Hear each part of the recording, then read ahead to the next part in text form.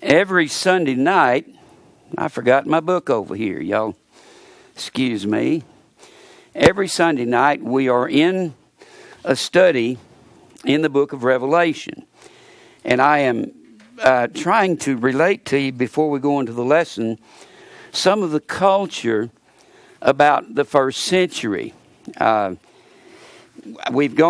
looking at two books, Paul's Metaphors, their context and character, and this Manners and Customs of Bible Lands. Now, probably the easiest reading custom culture book I've ever read is this right here. I got all kinds of books on customs and culture of the first century, but Mike ran across some of these. Where'd you run across them, Mike? Online. And they are an old book, but it has some really excellent things in it.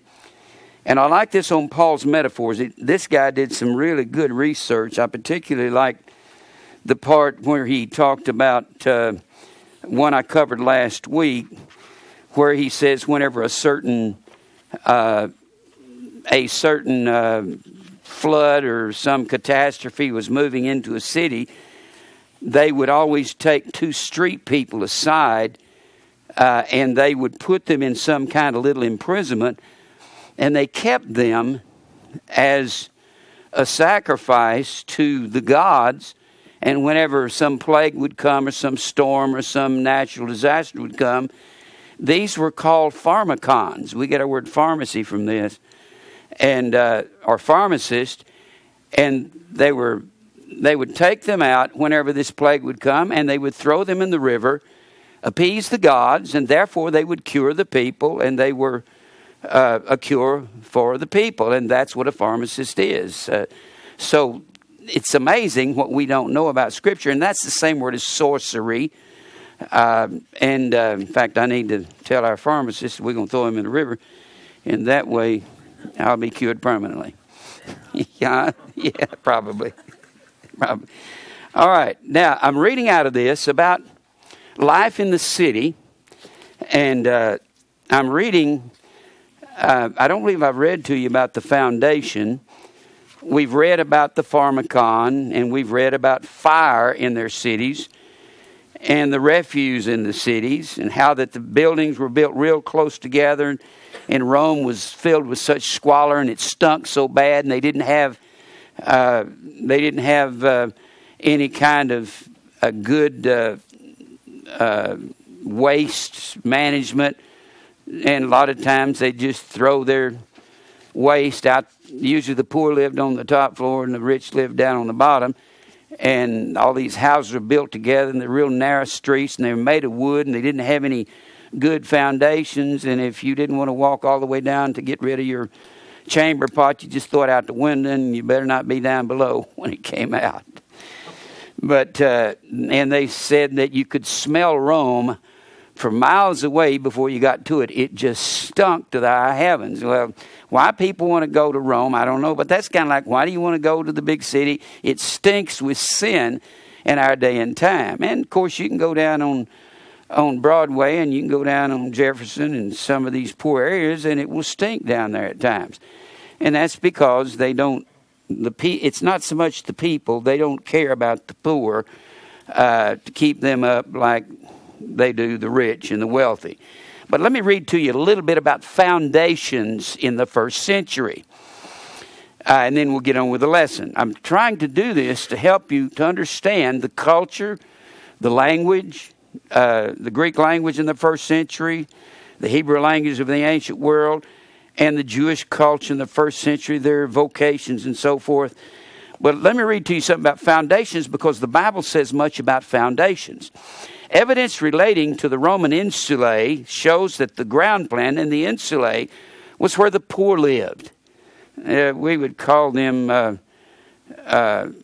projects. Shows that the ground plan usually ranged between 350 and 475 square yards. Even if there were none smaller, which is highly unlikely, it is clear that such foundations were inadequate for the structures that they were expected to carry. The lofty Roman buildings possessed no base corresponding to their height, and a collapse was all the more to be feared, since the builders, lured by greed of gain, tended to economize more and more at the expense of the strength of the masonry and the quality of the materials. Not unlike the guys today. Talked to the former mayor in Hendersonville one time, and he said there was this big builder built a subdivision and here in the Hendersonville area, and he built it substandard, and somebody got paid off, I said, because he dedicated to the city and didn't finish the standard of it. And of course, naturally, they dedicate to the city, and then somebody has to, and the potholes come up, and then they raise the taxes so they can pave it. And they did the same thing back then. Here then was another hazard that the city dweller had to endure. We inhabit a city, cried Juvenal, one of the ancient historians, propped up for the most part by slats.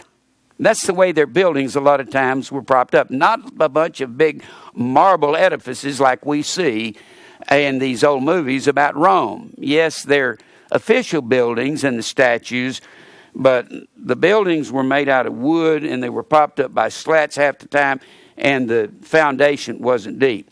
For that is how the landlord patches up the crack in the old wall, bidding the inmates sleep at ease under the ruin that hangs over their heads. Good foundations were at a premium, and Paul certainly understood their value. He saw himself, figuratively speaking, as a specialist in this field.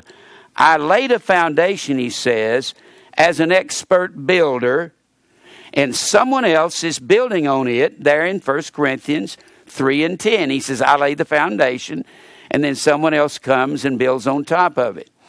The foundation was Christ. Paul speaks of Christ in similar terms in Ephesians 3:17, combining a botanical metaphor with an architectural metaphor. Here he prays that his readers may be rooted and have their foundation laid in love, and that's a firm foundation. And we sing the song, How Firm a Foundation. When you study the foundations of the ancient world, they weren't always firm. By having Christ dwell in their hearts. This is not the first time in Ephesians that Paul uses this image. Earlier in this letter, he describes his readers as built on the foundation of the apostles and prophets there in Ephesians, that 3rd chapter. And I've preached on that many times. And also over there in Revelation, the 21st chapter. Christ Jesus himself being the chief cornerstone, in whom the whole building is joined together and grows into a holy temple.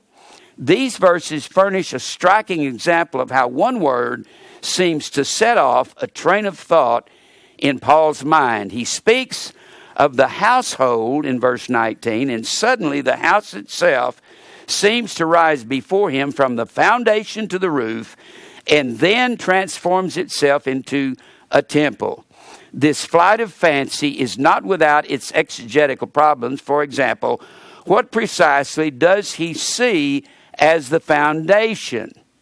And he says the genitive or the possessive of the apostles and prophets could mean that it was a foundation of which they had spoken, namely Christ, who is at the same time the chief cornerstone. This would bring the passage into line with these mentioned above, 1 Corinthians 3:10 and Ephesians 3:17. But Paul is quite capable of flexibility in the use of his metaphors. And here he probably means that the apostles and prophets were themselves the church's foundation. And that's what I believe. In the sense that they were its founding members, whose work, moreover, was fundamental in maintaining the building and keeping it intact. And this is the spiritual. Paul's flexibility in applying these metaphors is further exemplified in 2 Timothy 2:19, in which the church itself is said to be God's solid foundation. Here the word overturn, that's the word anastrepo in the Greek, seems to set off a train of thought. Heretical teachers had made the spurious or false claim that the resurrection had already occurred. This teaching had the effect of overturning the faith of some people. And of course, faith is God's understanding or God's substance or substructure or his foundation.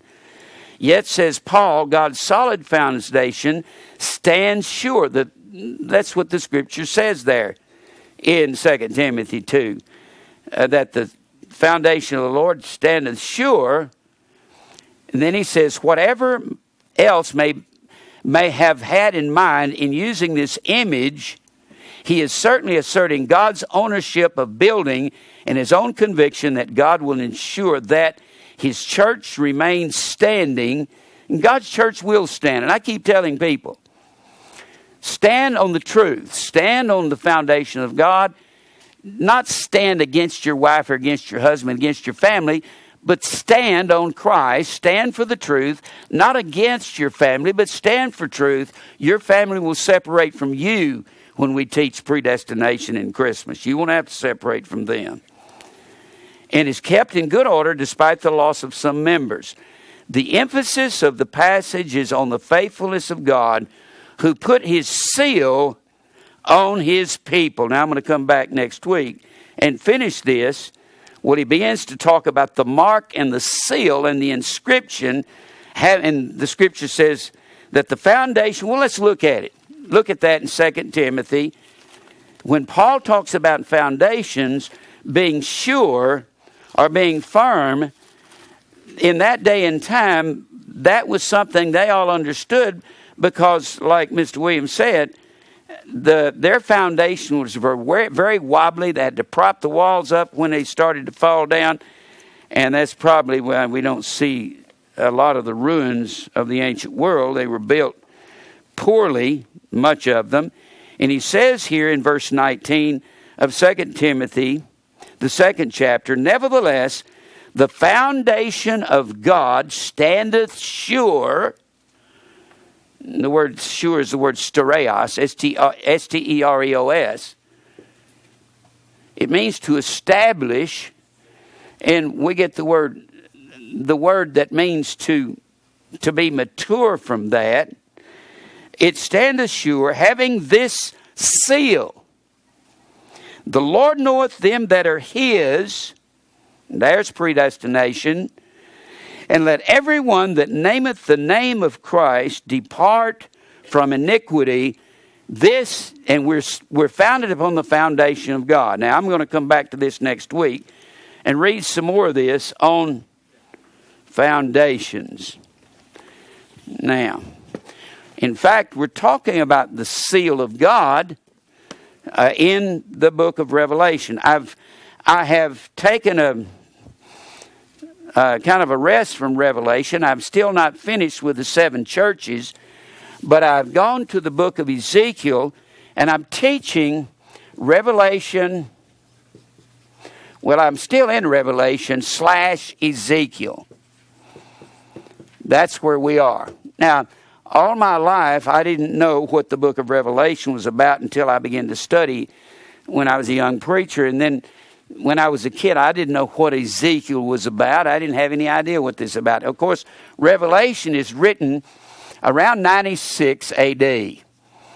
And Ezekiel is carried into the captivity around 597 B.C.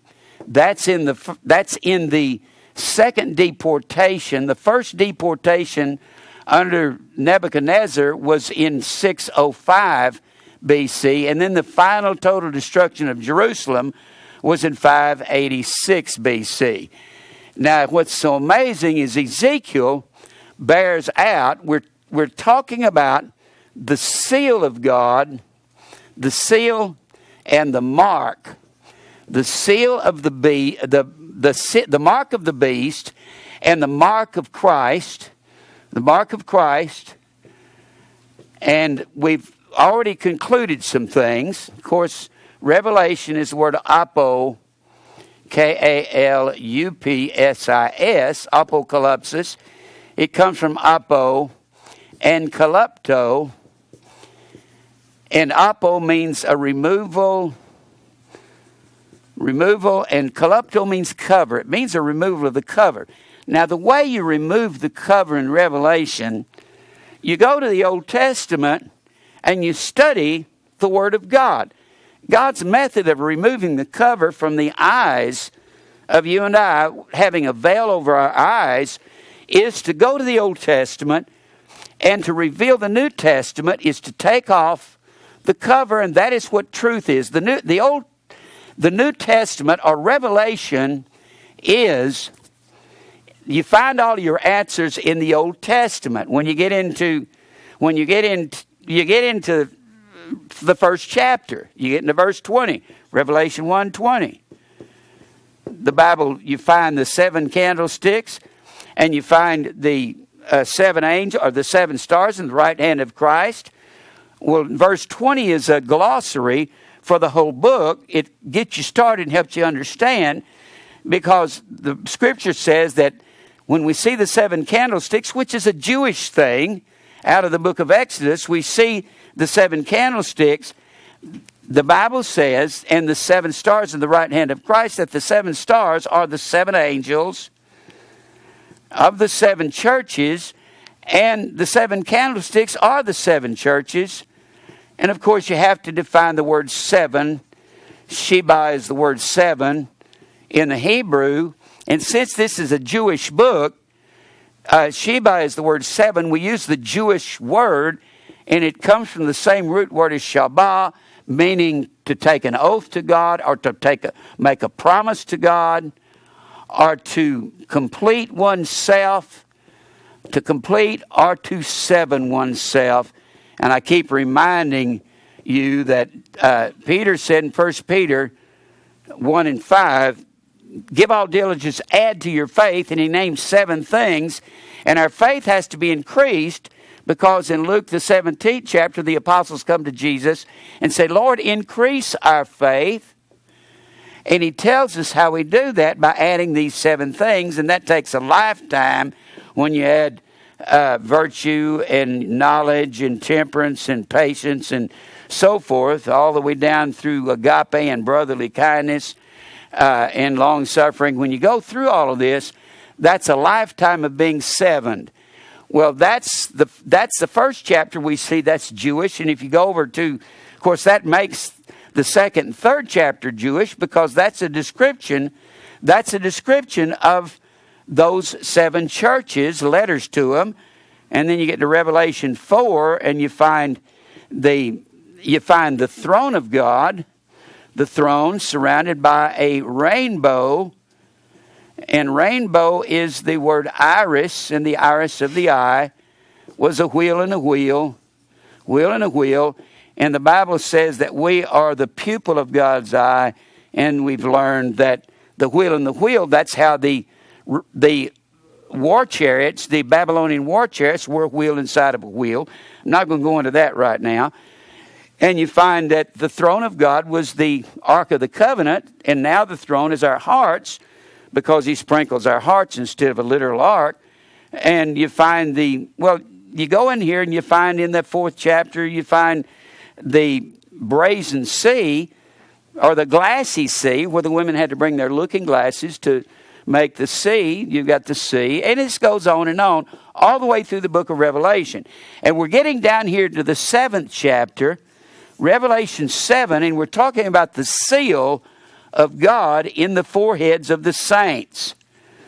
Now, everything that God has, Satan has a counterfeit or an imitation. Now, we're talking about the word seal and mark, and we've been talking about the mark of the beast and the mark of Satan. Now, let me put this back on the board one more time. The word mark, or the word seal, is the word sphragius, S-P-H-R-A-G-I-S, and it comes from the word sphragizo, S-P-H-R-A-G-I-Z-O. One is the seal, that's the noun, this is the verb, and this word means a signet or a signature. A signature. And we're talking about an official signet, a signet ring, and we get the word sign from that. And when a man signs his name, he puts his signature on it, and they would wear these signet rings upon their right hand, and sometimes they would stamp them in clay, sometimes they'd stamp them in hot wax, sometimes they would put ink on them, and if you broke these seals, this was against the law to break a Roman seal or some official seal, and there was some kind of penalty. They would put their letters in a bag, and this morning, I've mentioned it several times, that Nehemiah, when he got the letter from Sanballat and Tobiah, and they made this an open letter, that meant they didn't seal the bag that they put the letter in, and anybody could pull it out and look at it and read it. But if it had a seal on it, only the person that was worthy, and the word is axios, or axiao, and we get our word axiom from that, and it means equitable, or what was right.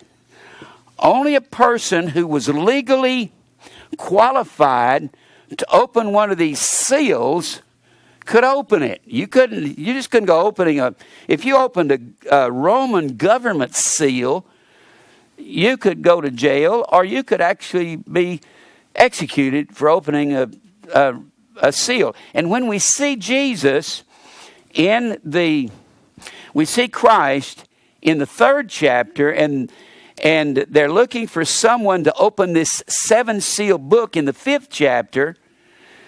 When we see, and they're saying, who is worthy to open the book?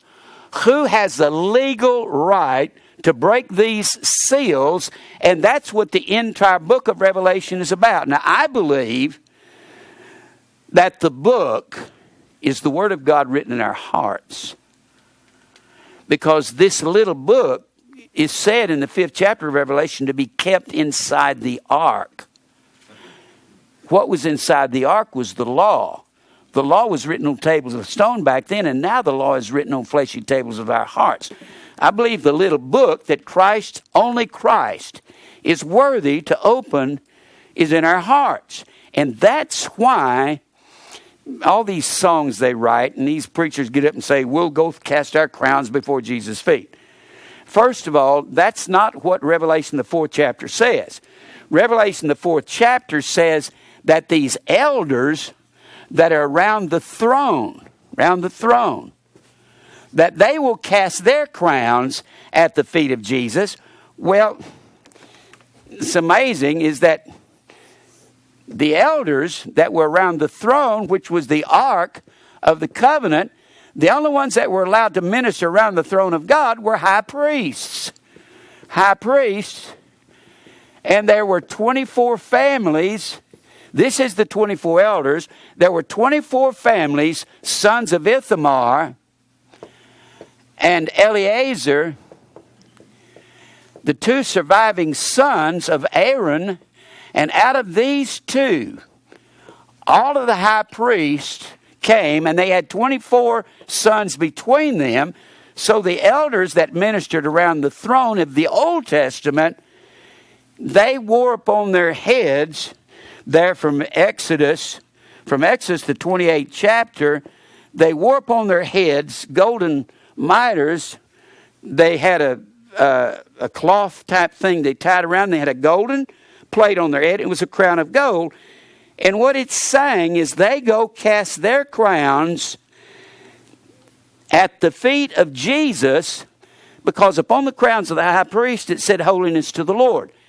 The reason they're casting their crowns, and that's figurative language. It doesn't mean actually 24 men were out there somewhere, place and time, throwing their crowns down. This is allegorical language. It's talking about them submitting to Christ as high priest and him becoming, this is Old Testament. It's as though in time, in the New Testament, they cast their crowns towards the feet of Jesus in submission to the Melchizedek priesthood. to the Melchizedek priesthood, and they could interpret the book of the law inside the Ark of the Covenant, but they're saying, we can't interpret this law written on fleshy tables of the heart.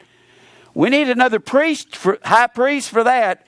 Here, we submit to you. Here's our crowns of authority. That's what that's talking about. So they said, only you are worthy to put your signature on this and break the seal and reveal the law that's in a man's heart. That's what that's talking about. It's not talking about, we're going to get crowns, big gold crowns, when we get to heaven. We're going to have diamonds and gold in it. We're going to cast them to Jesus. You did it all. It's not what it's talking about. It is a figurative picture of the Aaronic priesthood saying, only you are worthy to break the seals. That was common knowledge in that day and time. It's utterly astounding, all the idiocy that preachers are preaching. In fact, I got something here, and some people say, where did you get that? I don't know, I just studied so many things I began to see it. Let me read something out of McClintock and Strong to you. The seal, together with the staff, has been in the East from the earliest times the favorite trinket of the men. Both are included in the attire of the Babylonians. It was attached as still in Persia by a cord and worn upon the bosom or in a finger ring on the right hand. And the right hand was the hand of authority. And when Jesus sits at the right hand of the Father, he is the authority. He's a picture of the seal of the Father. The art of graving seals is an ancient one. There in Exodus 28 and 11. The seal usually contains no figures, yet, well, look here, but simply the name of the wearer. And there's some seals right there that they wore as rings. They'd stamp it in. This is not mystical things. You have to study something outside the Bible to find out what this is about. People say, I don't study anything in the Bible. Is that self-righteous and ignorant? That's stupid. It had the name of the wearer, and that was the mark. Mark is the word charagma, C-H-A-R-A-G-M-A, and it means character. It means character or authority. That is a synonym. That's a synonym for name, isn't it? Huh? Mark or name, because name is the word onoma, and that means character or authority. So, when the Bible says in the 13th chapter of Revelation that this beast that had two horns like a lamb, that spoke for the world beast system, that everyone that had the mark or the name, it says mark or name. Only those could buy or sell. And that little word O-R means that means here is another word or something that can take the place of mark. Or means something the same thing as name. You had to have the mark of the beast or the name of the beast. You have to have the authority, and we've said that goes back to the Garden of Eden, doesn't it? That goes back to the garden because the beast began in the garden. The beast began, and the mark of the beast started in the garden, and the mark of God started in the garden. You're going to have the mark, you're going to have the sphragus, the sphragizo, and the charagma. Of course, charagma, the derivative of that is the word karax. And karax means a stake, boundary. And God set all that up in the garden. You can eat here, but he put a tree in the midst of the garden, in the middle of our lives. He put the tree of the knowledge of good and evil, and he said, don't go beyond this boundary, beyond the stake on the boundary line, and God's boundary is horizo, and that word is our word horizon, and prohorizo. Prohorizo is the word predestinate. So God has pre-bound us. Stay away from the tree of the knowledge of good and evil. Stay away from self, all that's in the world. So when you go after all that's in the world, we said last week, that's the word hamartia, Hamartia. Hamartia means to miss the mark. Miss the mark. And when you miss the mark, you miss the boundary of God, and you go beyond the mark and you eat of the tree. That's the mark of the beast there in the garden. That's the charagma of the beast. Satan's authority says fulfill the flesh. That's it. Everything goes back to that. That's why from one end of the Bible to the other, when people say, Jim Brown preaches the same thing, that's right. Crucify the flesh, death to self. Do not fulfill the flesh. The fiery trials will cause you to crucify the flesh. It's one message from beginning to end. There's two messages in the Bible. There's the doctrine of God and the doctrine of the devil. God's doctrine says death to self, and Satan's doctrine says fulfill self. Isn't that it? That's all there is. Why are you repeating it over and over? Well, I don't know, for the same reason that Isaiah and Jeremiah and Ezekiel and Daniel and Hosea and Joel and Amos and Obadiah and Jonah and Micah and Nahum. Why they kept saying it over and over? Why did Jesus kept saying something over and over and over? Why do you tell your kids something over and over? Don't do that, don't do that, don't do that. I'm going to spank you. Here you go. Why do we have to say it over and over? Well, hardheads, that's what we are, isn't it? People say, you keep saying the same thing over and over. Well, certainly I do. Have y'all noticed, you can read Jeremiah and he says this over and over. God's going to send, you're going to be scattered, you're going to be carried away. And he says that all the way through the book. And Nebuchadnezzar's going to come in, you get carried away captive. And he says it over and over. And Hosea, and he says it over and over and over. It's because you've gone after these idol gods. You've gone after Ashtaroth and gone after Baal in the grove. And you keep, I think God is saying, pay attention. Bang, bang, bang, bang, bang, bang, bang. Are you listening to me? Same thing as when you grab your belt and say, oh, you won't listen to me, you listen to this. God said, I'll send the beast in, you listen to that. Now, I don't want to spend more time than necessary, because what we're doing, we're looking at the charagma of God. God's boundary is the light. And he's got some legal food. And he said, you can eat of every tree of the garden. This is my commandment. That's God's command, isn't it? Eat of these trees. Do not eat of this tree over here. That's God's boundary. Inside the horizo, you can eat of the law of God. Law is the word nomos. It means legal food. It started in the garden. God's mark and Satan's mark, the mark of the beast, started there. And isn't it all, isn't Satan's, isn't the serpent was more subtle than any beast of the field. Who was ruling in the garden? The serpent, the beast. That's who ruled in the garden. And isn't the mark of the beast always about buying and selling? Yes. Wasn't it about all that's in the world? The only difference between then and now, we got to buy it and sell it, don't we? And the hardest thing for us to do when we start standing in God's mark, tell people that the tree is pagan, Christmas is pagan. The hardest thing in the world to do is get involved in business and buy and sell, isn't it?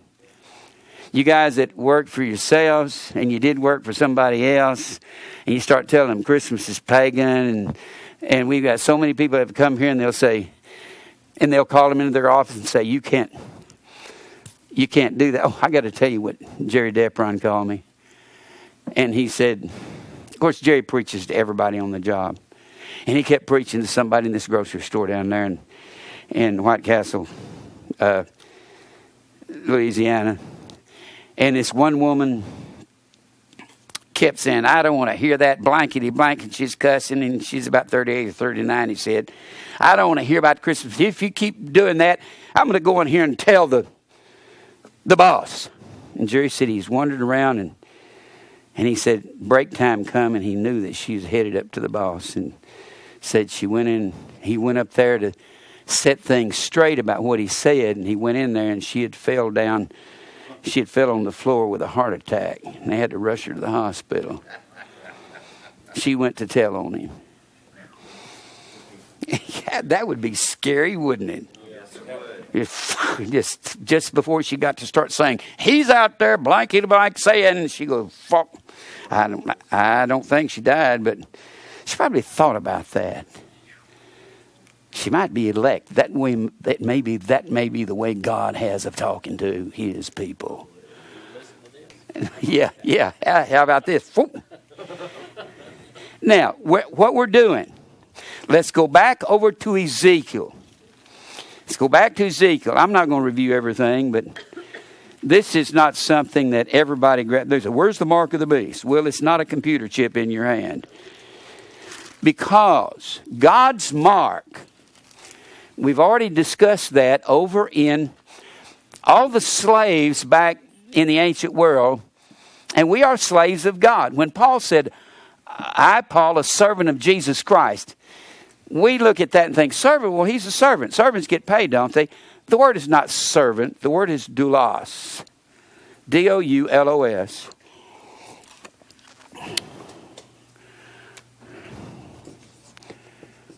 It is the word slave. Well, I don't know about the word prisoner, but we are prisoners. But each time he used the word slave, I hadn't looked up the word prisoner, but we are prisoners of Christ. And that word doulos, each time he says, Paul, a servant of Jesus Christ, it's the word slave. We're slaves of Christ. Now, slaves would be marked on their foreheads to show whose law they served. It's just like all of the harlots, prostitutes, had a band on their head, and these bands denoted who they belonged to, who their pimp was. That's why the Bible says in Revelation 17:5, talking about the harlot that is riding up on the beast, that upon her forehead was a name written, Mystery Babylon the Great, the mother of harlots. She was the religious world system that belonged to Babylon. And that's what the kings of the earth have committed fornication with. Now we're over here in Ezekiel, and we're looking at Ezekiel, the 9th chapter, Ezekiel 9, and Revelation 7. Revelation 7. Now, I'm fixing to, I feel like I've got about 40 directions going to hit each other. It's like a bunch of cars going to go. So if I just take off on one and come back to another, and y'all, I'm going to be talking to you about Revelation and Ezekiel like we just sit down and talk in a room. I'm going to instruct you more in the way of the things that I have spent years and decades running through my head. Now, we've already found that Ezekiel, the 1st chapter, Ezekiel 1 is when Ezekiel is being carried captive. He's on the river Kibar, and this is in 597, and he's having a vision of 586. He's being carried captive, and God's given Ezekiel a vision about 596 BC, and he's showing Ezekiel what's going to happen, and he shows him the chariots that come down when he says there in verse 4, I looked and behold, a whirlwind came out of the north.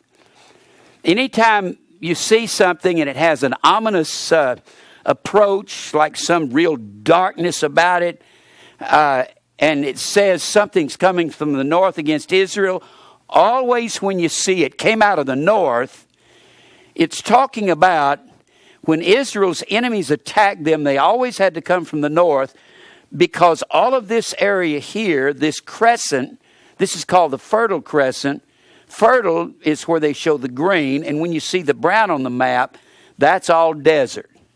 Well, Babylon, which was here, could not come against Israel across the desert. So they came from the north, and when it says a whirlwind came out of the north, the time factor of this is the same time factor of Jeremiah when he's preaching to Judah. And in 4:13, Jeremiah calls these whirlwinds the Babylonian war chariots, is what he calls them. So this is talking about the judgment of God. Now we're in the 9th chapter, but the 9th chapter,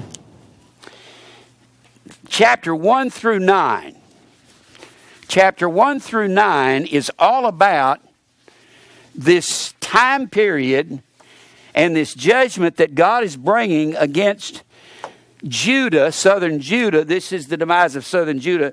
Northern Israel has already been carried captive in 722 BC. So this is about Ezekiel 1, the first chapter. Ezekiel 1 is about, this is a vision that Ezekiel's having in 597 about Judah being attacked by these war chariots. And it's about the attack, Nebuchadnezzar's attack. I think he's called a prophet, isn't he? What do prophets do? They tell you about future, what's going to happen. And it was a miracle for them to prophesy. So God is prophesying and showing Ezekiel how he's going to destroy Judah with Nebuchadnezzar's armies. And he sees these visions, and then you see, as we flip through here, and we see the wheel and the four-faced beast, wherever you find the wheel and the wheel, whether it's Ezekiel, the first chapter, and a rainbow is a wheel and a wheel, and that's the bow that God put in the cloud, and I believe that is the iris of the eye, and Iris was the old goddess of the rainbow, and when Christ comes back with eyes as a flame of fire, his eye is going to be his bow. It doesn't take anything but the look of God to melt a man. You remember when Peter denied Jesus 3 times, and the 3rd time Jesus turned and looked at him. And that's all it took, and he broke down weeping. We see the attack of Judah in the first chapter, and in the 2nd chapter, he talks about how rebellious Israel is. Verse 3, I send thee to the children of Israel, to a rebellious nation. And he enhances on this in chapter 3, and I'm not going to take time to go through this. He just says you're an impudent and stiff-necked people in verse 4 of chapter 2 and chapter 3. Surely had I sent thee to them, they would have hearkened unto thee. But the house of Israel will not hearken unto thee, for they will not hearken unto me, in verse 7 of chapter 3. And then he acts out in chapter 4. He acts out these contracts by laying on his side for 390 days. That's how long northern Israel is going to, that's the sum of 390 years, where that from the time of the revolt of the 10 tribes to the destruction of Jerusalem, he lays on his side, and they acted out their contracts and performed it publicly. That was Jewish contract, and that's what he does in chapter 4. He does the same thing in chapter 5, and he reprimands them all the way up to chapter 9. And he's talking about, through these first 9 chapters, he's talking about the attack upon Jerusalem. But chapter 9, he's talking about he will save people that he puts a mark on. And he seals them. Well, and of course, in Deuteronomy 6, God tells us about his mark. You can equate this mark, this sealing God's people in chapter 9, with, you can put these 3 chapters together. Ezekiel 9, Revelation 7, and what other chapter? Deuteronomy 6. Remember that? we've got to read that one more time. Because to put something before your eyes meant to mark something before the eye meant to put in the mind. That was an old ancient idiom or term. Go back to Deuteronomy 6. Deuteronomy 6. I hope y'all will forgive me for repeating some things because this is it easy to grasp? I know it's detailed. It's real detailed. When he says here in Deuteronomy 6, verse 4, "Hear, O Israel, the Lord our God is one God, and thou shalt love the Lord thy God with all thine heart, with all thy soul, with all thy might. And these words, which I command thee this day, shall be in thine heart. I'm going to write them in your hearts." That'll be a mark and a seal, won't it? "Thou shalt teach them diligently unto thy children, shalt talk of them when thou sittest in thine house, when thou walkest by the way, when thou liest down, when thou risest up. And thou shalt bind them for a sign upon thine hand." That's talking about whatever your hand finds to do. The Jews use that idiom. Whatever your hand finds to do it with your might. Whatever your hand finds to do it all to the glory of God. Do it all in the name of the Lord Jesus Christ. He's not talking about like the Jews. He's not talking about putting a little black box on your arm and then putting this verse in the box. That's what the Jews did. Phylacteries. He's not talking about sticking a little black box on between your eyes when he says, "And they shall be as frontlets between your eyes." He's not saying, and then the rabbis, the Pharisees, wanted to look more holy, so they enlarged their phylacteries. They got them a bigger Bible. Hey, look, I got a great big Bible now. Oh, what's in it? Well, I don't know, but it makes me look holy, doesn't it? Good night. "Thou shalt write them on the posts of thy house and on thy gates." And that's called a mezuzah. When they did that, they put a little thing on their door, and it had to go on the right side of the door. A Jew gave me a mezuzah, and I put it on the left side at my house. It's in my house. If you ever walk into my house, go to the front door on the inside, and there it is up there. I just thought I'd stick it up there just for good measure. Just let people see one. That way I'll know where it is. If I stuck it in one of my drawers, I'd lose it. So I stuck it up there so you can see it.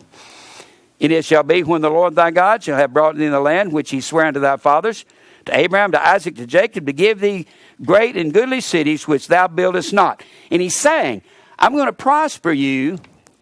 I'm going to take you to the land, turn it back over to you, and you're going to be able to build houses and plant vineyards. And he said, that's when you keep my law between your eyes. It's figurative language in your mind. It doesn't mean to do what the Jews did and build phylacteries, and it doesn't mean to do what these so-called prophecy preachers say by putting a computer chip between your eyes and one in your hand.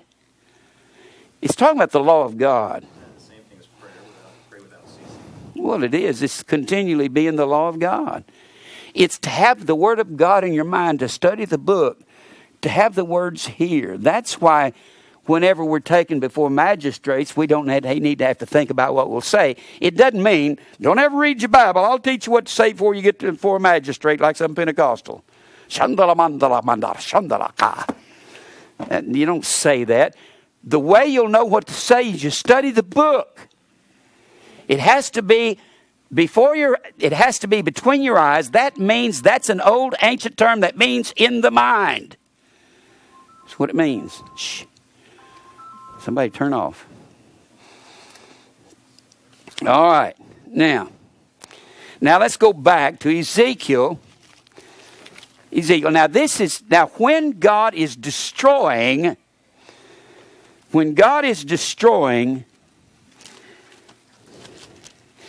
southern Judah, Ezekiel is prophesying that God is going to save a certain people. That's God's elect, isn't it? There in Ezekiel, the 9th chapter. In verse 2, I'll have to wait. That's hard to preach when that's going on. Real hard. Verse 2, behold, 6 men came from the way of the higher gate, which lieth toward the north, and every man a slaughter weapon in his hand. And one man among them was clothed with linen, with a writer's inkhorn by his side. And they went in and stood beside the brazen altar. And the glory of the God of Israel was gone up from the cherub, whereupon he was to the threshold of the house. And he called to the man clothed with linen, which had the writer's inkhorn by his side. And the Lord said unto him, Go through the midst of the city and through the midst of Jerusalem, and set a mark, a tav, T-A-V, tav, set a tav, a signature. That's what it means. It also means to desire, which has the same meaning. To desire has the same meaning as father, which is ab, meaning to desire. Actually, ab is pronounced av, and you have that as a part of that word. It means to desire or decide. It means to decide or desire, and our Father decides who belongs to Him. This is predestination, isn't it? Set a mark upon the foreheads. When were we marked? This is figurative language. We were marked before the foundation of the world. God has put this before our eyes, and He's going to preserve us till we get to faith. Isn't He? Upon the foreheads of the men that sigh. Now here's the ones that get the mark. The ones who sigh and that cry for all the abominations that be done in the midst of Judah. Only the men that are weeping and sighing over Judah's apostasy, only those who are poor in spirit. Poor, tokos, P-T-O-C-H-O-S, means emptied out or poured out of self. Self is being annihilated. That's those of us who cry and sigh for the abominations that's being committed in this world against God. That's who gets the mark of God.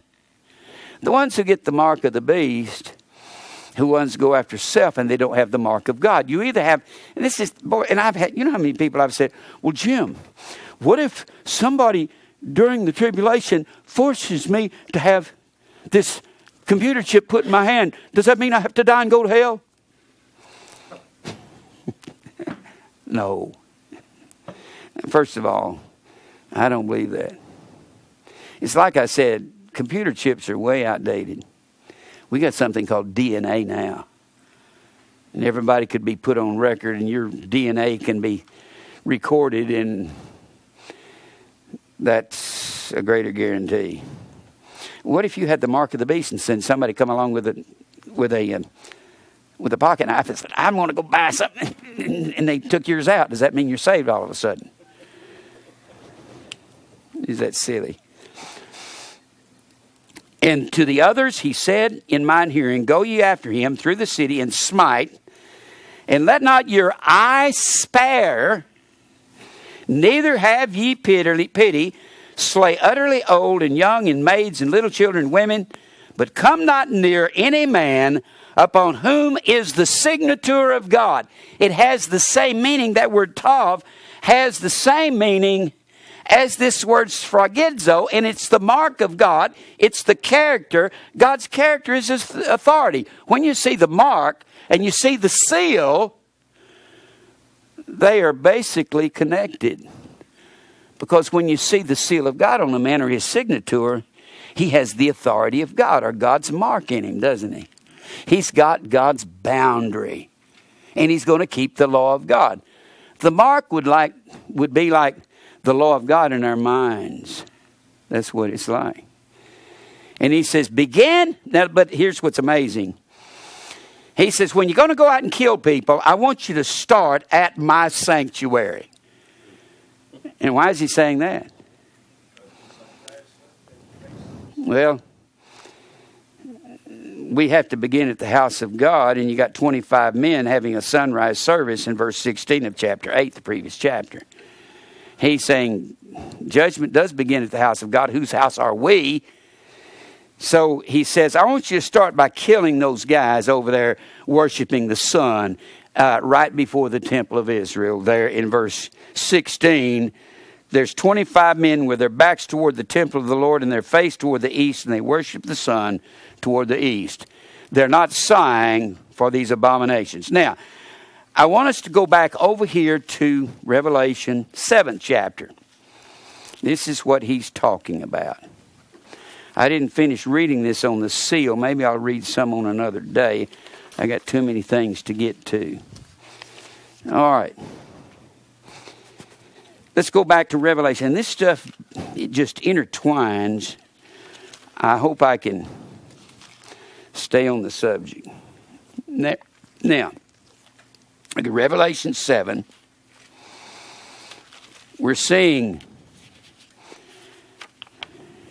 Hold on, I'm looking for something, y'all. Be patient with me.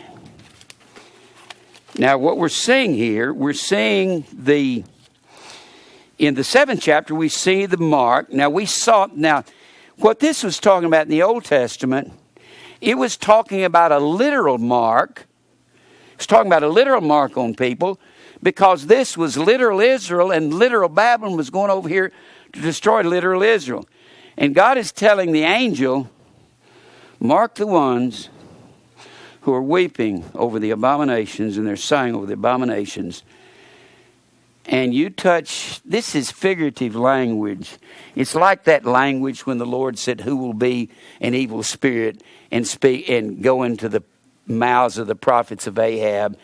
And one angel steps forth and says, that'll be me. I don't know that God actually had a bunch of angels say, come here. It's figurative language. Is what it is. Now, I was going to tell you something. I forgot what it was. That's okay. My mind is going about 40,000 miles an hour right now. And I'll get to all of it before it's over with. Now, let's go back to chapter 7, verse 1. And I keep saying, you've got two sets of angels throughout the book of Revelation. You got two sets of messengers. You got 7 angels, 7 messengers. Of course, that is the messengers of the churches. An angel is angelos, A-G-G-E-L-O-S. It means messenger. And then you got a set of 4 angels. Isn't that amazing? 7 and 4. Anybody remember that? Leviticus 26. Leviticus 26, he says 4 times, he says, I'll punish you 7 times for your sin. He says that 4 times, and each time he mentions sword, famine, pestilence, beast. And then he says in Mark the 8th chapter, Mark 8, he fed 4,000 with 7 loaves of broken bread. And then I could go into the fish from there. Because the baby is in the womb for 47s. And any multiple of 10, 100, 1,000 is a form of the original number. And the baby is in the womb 47s, and the baby in the womb was called the air or the fish, and that takes us to another subject. And 47s, I'm not going to say that. Forget that.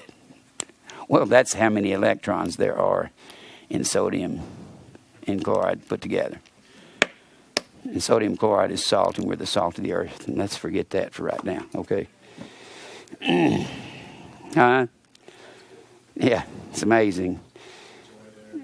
And I believe 28 items are in 4 and 7 are in the list of the Babylonian Euphrates, spiritual Euphrates, the items of this world in Revelation 18.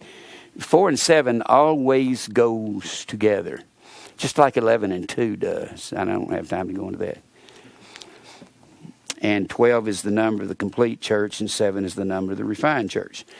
Now, let's read here. And after these things I saw 4 angels. I believe that's the same 4 angels as the 4 beasts of verse 6 of chapter 4. Before the throne. And here's why I believe this. Here's why I believe this. Here's how you have to think when you're thinking. This is what Mike would call analytical mathematical thinking. The reason I believe this is the same 4 angels is because wherever you see the 4 beasts, what you see is the face of the lion, the ox, the eagle, and man. Wherever you see that, that was what God formed his covenant with. When Noah came out of the ark, he formed his covenant with the beast of the field. And he's talking about salvation to these, and with the cattle of the field, and with the fowl of the air, and with man. And when he formed that covenant, he said, in order to keep this covenant, to protect my people, his people, he said, I'll destroy man, but I'll never destroy it with the water again. And I'm going to form a covenant with these. So wherever you see these, whether it's in Genesis 9, where he first mentions it, or whether it's in Ezekiel, the first chapter, where you see the Assyrian war chariots, and then he says in the 9th chapter, there's a people I will save out of that, and you see those 4-faced beasts in Ezekiel 1, or whether you see them in Revelation, the 4th chapter, these are 4 beasts. Wherever you find the 4 beasts, you find the salvation of God, and the salvation of God has to do with his signature or his mark upon his people, and that's what the 7th chapter is about. Isn't it? The 7th, y'all know what I just said? Whenever you find these, the reason the 4 angels here have to be the same as the 4 beasts over here in Revelation 4 and 7 is because wherever you find the 4-faced beast, you've got 4 angels that are showing the signature or the mark of God with his covenant. And that's what these 4 angels are about in the 7th chapter. Look at it. Look at it. In the 7th chapter. You have to match up one verse with another verse. How much time do I have, Mike? Okay, I got time here. Now, look at the 7th. Go to the 7th. After these things, I saw 4 angels standing on the 4 corners of the earth, holding the 4 winds of the earth. Goodness, I don't think I've got time to go into 4 winds. There's so much. The winds of the earth, it wasn't just something off the top of their head. The winds here denote 4 winds, has to do with holding back the judgments of God. That's all I'm going to say right now, because I don't have time. If I went into all of this, it'd take me all night. Let me just say that. And I'll come back. It has to do with holding back the judgments of God. They said that there were only 4 corners to the earth because that's all they knew. And they said the earth had 4 winds, a north wind, a west wind, a south wind, and an east wind. So these 4 beasts, the whole idea of them, they have to be the 4 cherubim, because they're holding back the judgment of God until a certain people are sealed or marked, just like those people in Ezekiel 9 by the man that has the inkhorn. He's holding back judgment. He's saying the judgment was held. You can see the time factor in Ezekiel 9. The man with the inkhorn is in. That's probably some kind of figurative language. It's not like God is having to go down and arrange that. He's given us something that we can understand. It was already arranged by God before the foundation of the world. But he uses human terminology so we can understand. He's got a man with an inkhorn marking these people before the judgment hits Jerusalem, isn't he? Yeah, that's right. For his covenant. And it's the covenant people that are going to be saved. The same thing here where these four angels are holding back the four winds, or the judgment that God brings. He's holding it back. Let me just say something about four winds. Let me just say this, and I won't go through all these winds. The Hebrews speak only of four winds, and so Josephus says, this phrase is equivalent to 4 quarters of the world. The Bible speaks of the striving of 4 winds there in Daniel 7 and 2, Jeremiah 4, 11 and 12. To hold the 4 winds is by contrary to secure peace, Revelation 7 and 1. To be divided into the 4 winds implies utter dispersion. The Hebrews, like other ancient nations, had but few names of winds. Gellius indeed complains of the infrequency of the names of winds in ancient writers. In some indefiniteness appears in Herodotus. In the course of time, the Greeks and Romans added 8 other winds to the original 4. Of course, that was their doing. God, at the time that he had this written down, was going along with the culture of the world at the time. And they reduced the additional ones to 4, thus making only 8 in all. Greek divisions of the winds, their names amounted to more than 30. To them, the winds, remember they said the wind was a demon? In the first century, they said the wind was a demon. Then it would distribute certain kinds of fortunes to you. They said the fire was a demon, the wind was a demon, the running water was a demon. And remember, the Lord called Babylon, when Babylon came over to destroy Israel, God called Babylon an east wind.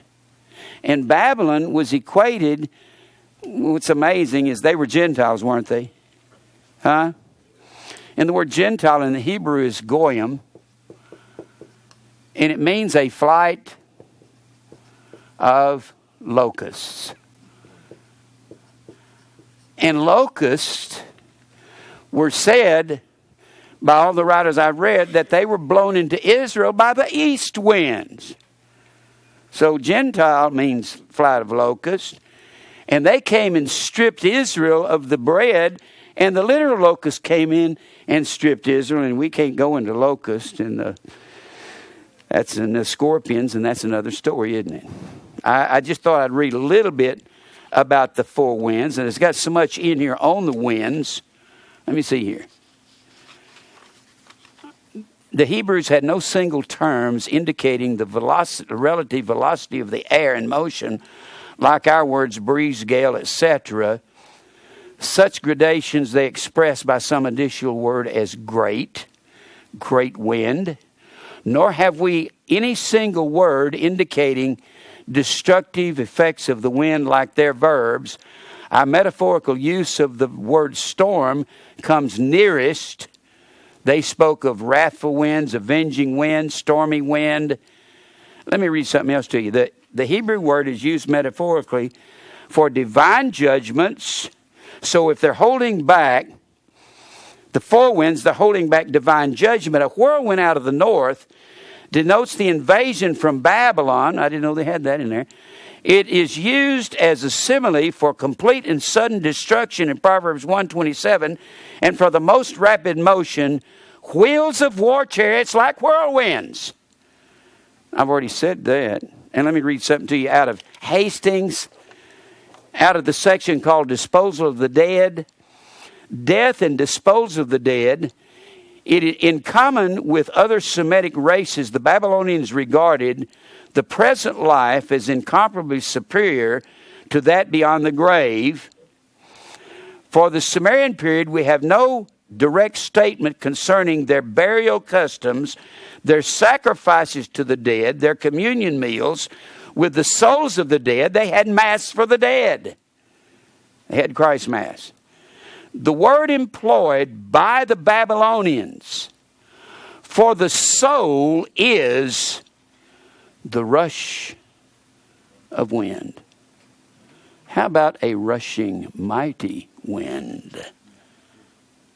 That was what they called the soul, the rush of wind, and is translated in the Babylonian, nepitsu, breath.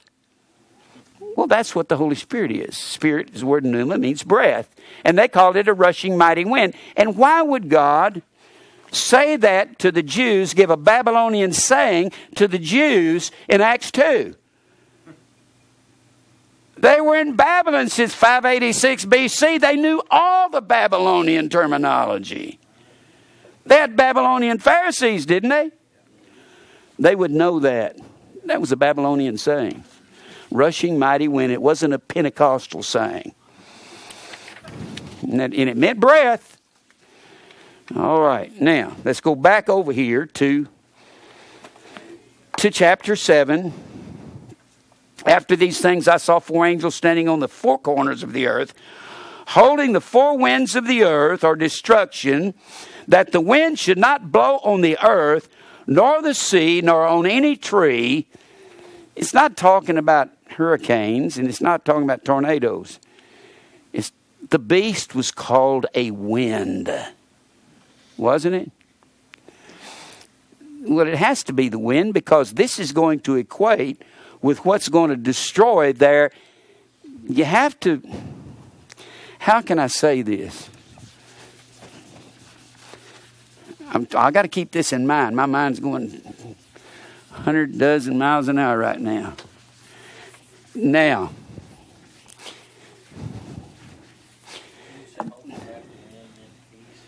yeah, it does. Holding back the wind means peace. To let the winds go means destruction. That's holding back destruction until the ones are marked. You can say Ezekiel 9 equals Revelation 7. That's algebra. Everything in Ezekiel 9. Well, what's destroying here? What's destroying Ezekiel 9? Babylon, isn't it? Babylon is called a whirlwind. So over here, what is destroying over here is four winds. This has to equate with the beast over here, doesn't it? This is equal to this. Isn't that right? So it has to be the beast over here. The beast is going to be held back until, and the beast is what's going, that is the beast, wasn't it? That was the beast. That was the Babylonian lion, wasn't it? Fell to the bear, fell to the leopard. So this is equal to this. So whatever you find over here, the mark over here is equal to the seal over here, isn't it? And let's read it here. Everything you see over here is equal to that.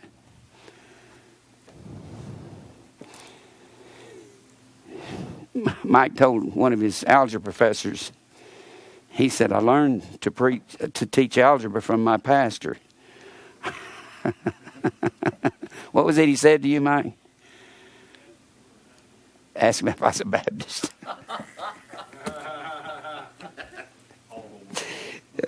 Now, Mike knows a lot more algebra than I know. I was pretty good in high school, but this is just a practical application. That's what it is. This is equal to that. It would be good if you can understand just basic algebra, because when you can see all the shadows equals the very image. So remember The four beasts are over here, aren't they? They're on the sides of the chariots. But they denote the destruction of the enemy, but the preservation of the people of God. And that's the four beasts over here. Wherever you find the four beasts, they have to be equal to the same, equal to each other, don't they? They got to be equal to one another. Now let's continue reading. Where was I? Okay, and I saw another angel ascending from the east, having the seal, the Sphragus. This angel equates with the man with the inkhorn, isn't he? This is an angel ascending from the east. The man with an inkhorn over here, man with inkhorn,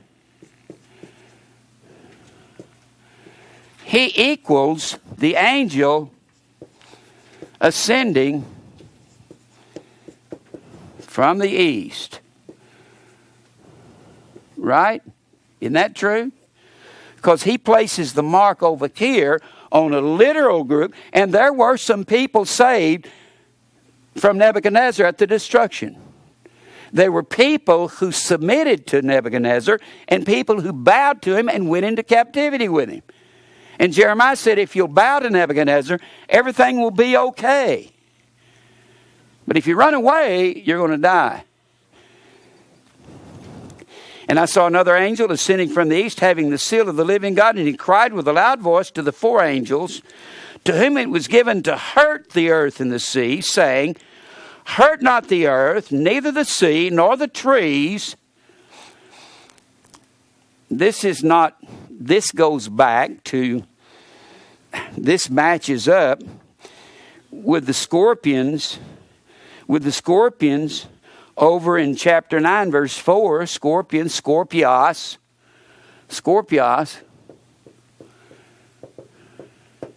equals locusts.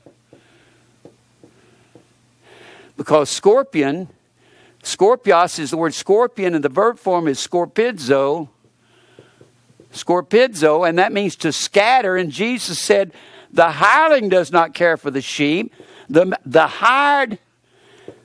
The man who preaches for money, he's a false teacher. That's what scorpions are. Ezekiel, you dwell among scorpions. Be not afraid of their words. A scorpion was a false teacher. Go to the Middle East and they'll tell you that. So these are hirelings, and the locusts destroy the green things of the earth, don't they? Huh? That's what they do, don't they? Well, he's saying the same thing here as he's saying over here in chapter 9, verse 4, when we see the false teachers come out of the place of no knowledge, the bottomless pit is what it means. In verse 4, it was commanded them that they should not hurt the grass of the earth, neither any green thing, neither any tree. He's saying scorpions are false teachers. Their job is not to eat up the literal food, but the spiritual food. The spiritual food is nomos, isn't it? The law, legal food. So when you see that over here in chapter 9, verse 4, he's saying basically the same thing over here in chapter 7, verse 3. Saying, hurt not the earth, neither the sea, nor the trees, till we have sealed the servants of our God in their foreheads. And I went through this a couple of weeks ago. And it starts naming the 12 tribes of Israel. And there's only one problem with it. He leaves out Dan. And he names Levi. And Levi was never numbered with the tribes of Israel. This is not. If you notice, all this stuff meshes together. This is not a true numbering of Israel. Well, look at it one more time. Numbers, the first chapter. Numbers.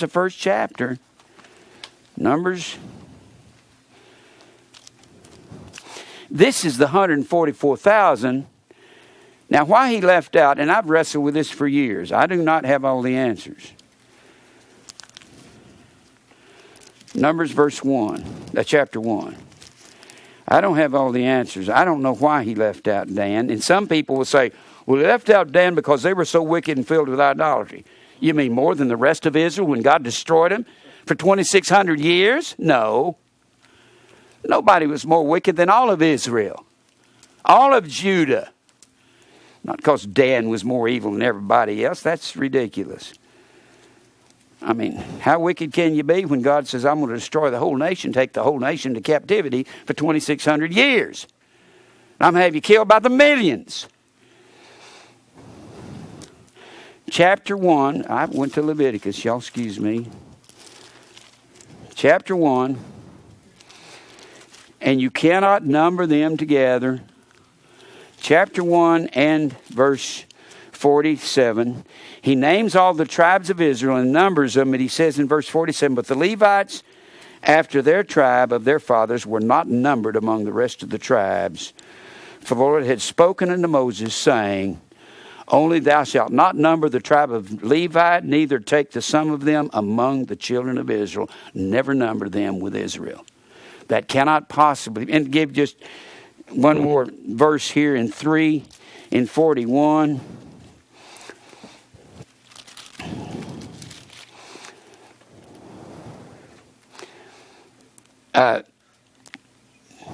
Look at 40 and 41. The Lord said unto Moses, number all the firstborn of the males of the children of Israel from a month old and upward, and take the number of their names.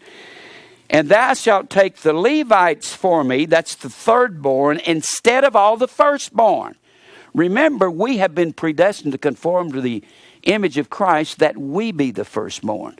We're the true priesthood of God, and God tells Israel to buy them back. And then he says in Numbers, the 8th chapter, I'm substituting the Levites for the firstborn. Buy back the firstborn. And then he said, and then look at Numbers 26. Numbers 26. 26:62. And those that were numbered of them, speaking of the tribe of Aaron, starting verse 60. Aaron was born Nadab, Abihu, Eleazar, and Ithamar. Nadab and Abihu died, verse 61, when they offered strange fire before the Lord. And those that were numbered of them were 20 and 3,000, and all males from a month old and upward, for they were not numbered among the children of Israel, because there was no inheritance given to them among the children of Israel. So when you get back to Revelation 7, these 12, what these are, and we've already said this, but when you go back, notice how all this connects together. But you can't define all of this without Old Testament. It's all Old Testament, isn't it? All Old Testament. It goes back. That takes you back to Revelation 14, when he talks about the 144,000, when you got 12,000 out of each tribe. He's not talking about literal Israel. He's talking about the church. Because when you go back to Revelation 14, and one of the biggest questions I have from people is, besides what are demons and what are tongues, is what's 144,000? I have people call me, what 144,000? I say the church. Boom, that quick. You see 144,000 having, let's read this. I looked, and a lamb stood on Mount Zion, with him 144,000, having his father's onoma, name, authority, character, charagma, seal, written in their foreheads. All of these, are y'all seeing the connection between all of this? Revelation 14 and 1. The 144,000, they have the seal of God in their foreheads. That's the same as the chapter 7, where you got 12,000 out of each tribe with the seal in their foreheads. Hold the winds back till I mark these with the seal in their foreheads, right? And it is the church. I'm still studying on why he left out Dan and why he put in Levi. I know one thing, it's not literal Israel. I do know that. There's, what do you call it? Process of elimination, Mike, in mathematics. You can prove something by showing the negative. It's not literal Israel. Levi is never numbered. Dan is never left out. But he says, hold back the winds of the judgment till I get them sealed in their foreheads. And there's 12,000 here. 12 is the number of the complete church. And he says there's 144,000 with the seal of God in their foreheads in verse 1 of chapter 14. And it tells you who these are when you go down here in verse 4. These are. Well, let's go back to verse 3. I'm leaving out something. And they sung as it were a new song before the throne, before the four beasts. What are the four beasts? The four faces, the lion, the ox, the eagle, and man, are the beasts of the field, the cattle of the field, the fowl of the air, and man. That's what God formed his covenant with, and that's who he will save, and we've got to have the seal of God in our foreheads. You see the figurative language in all of it? And then he says, so you got the four beasts here, so you have to have the salvation of God's people. Wherever you find those four beasts. Well, we've got it again here. Genesis 9, Ezekiel 1, Revelation 4, Revelation 14. And the elders, there's the 24 elders, the 24 sons of Ithamar and Eleazar, casting their crowns at the feet of Jesus as the new priesthood, because he's worthy to open the book that's written in our hearts. And no man learned that song but the 144,000, which were redeemed. Who is it that's bought by God and redeemed? That's us, the church, from the earth. These are they which have not defiled with women. And Paul tells the Corinthian church in 2 Corinthians 11 and 1, have espoused you, and well, let's just read it. I think you know why I do that? I'll start to quote something to you sometimes, and I think this has more effect. A lot of times, you can sit across the table from somebody, and you can paraphrase the Bible, and you can quote it, and they don't believe it quite as much as when they look at it.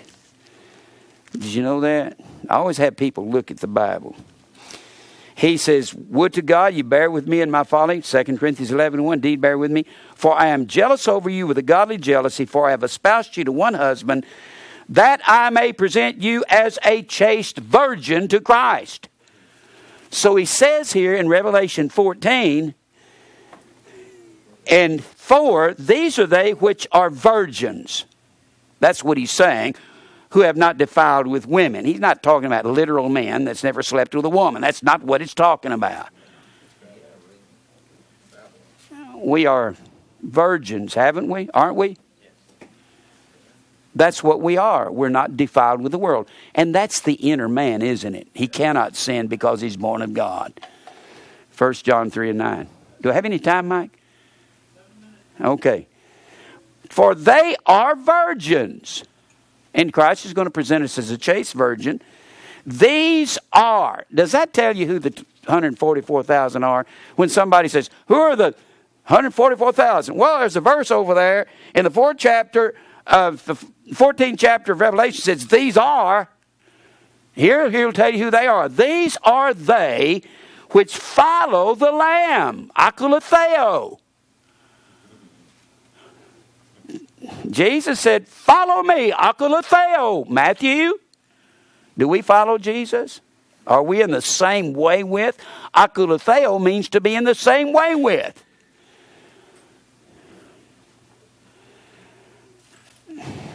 A-K-O-U.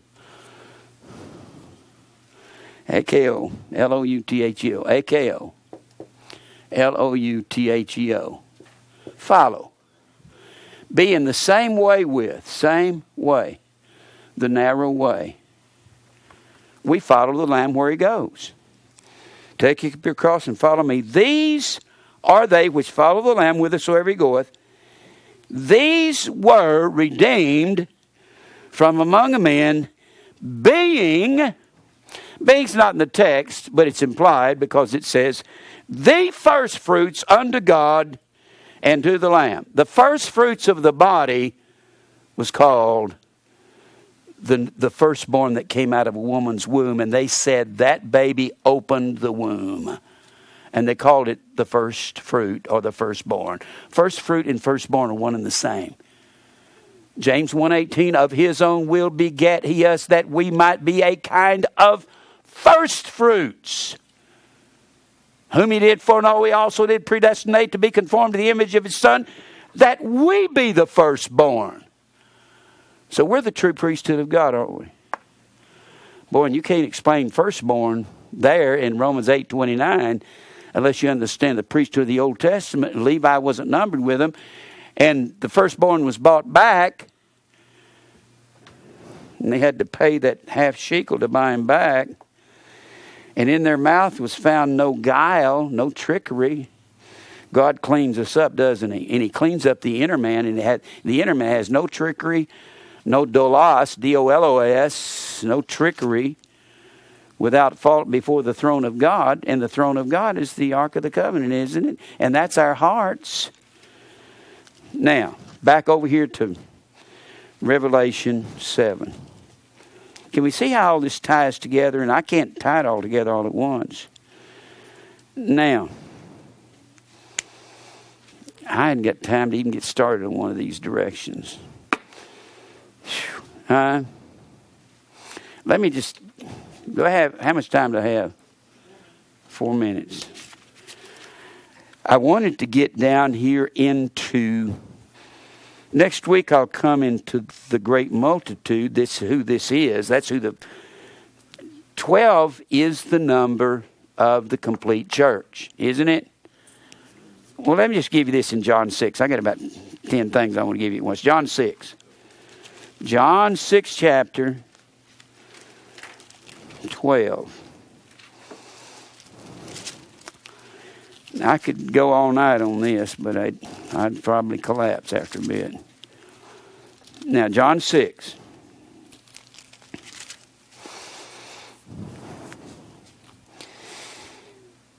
Jesus, it's the Passover, the feast is near, there in verse 4.